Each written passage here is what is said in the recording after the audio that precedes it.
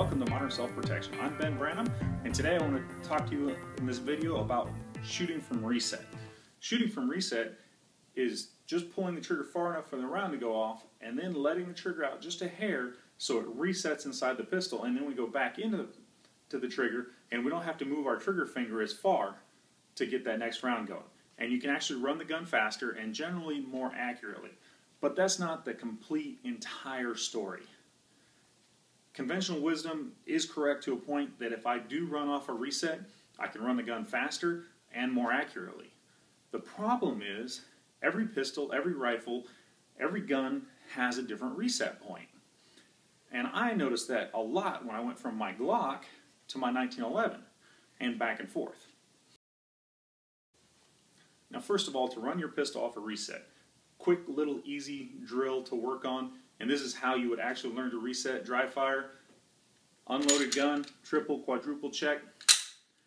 I would pull the trigger, set it up, click, work the slide. Now just let the trigger out just a hair, just so you can hear the click as the pistol resets itself, and then go back in. Now if I hold the pistol up like this, you can see here's your reset. Now if I do it without the reset, you can watch how far your finger will actually move. All the way out, and then back in. Well, simple physics says that that's going to take longer, and it does.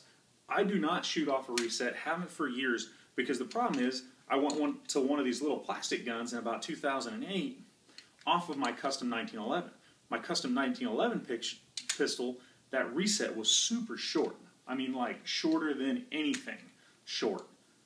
Going to one of these, I actually, when I started to try to shoot fast and I'm running off a reset all the time on my other pistol, I would actually pull the trigger 3 or 4 times and have only one round come out of my Glock because I never let the gun reset all the way.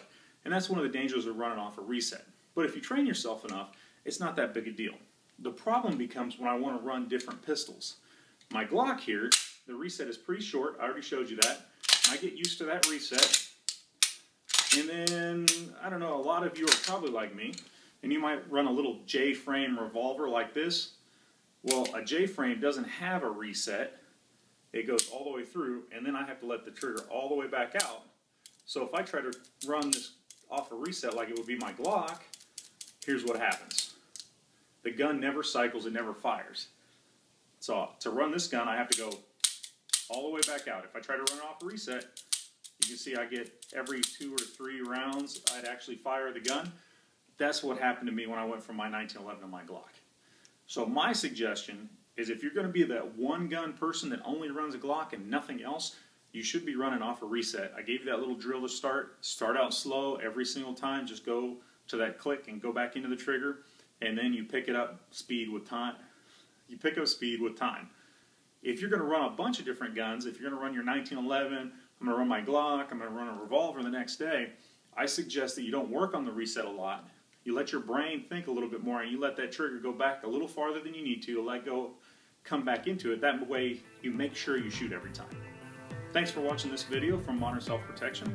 Go to modernselfprotection.com to see more cool tricks about ways you can keep yourself safe in today's modern world.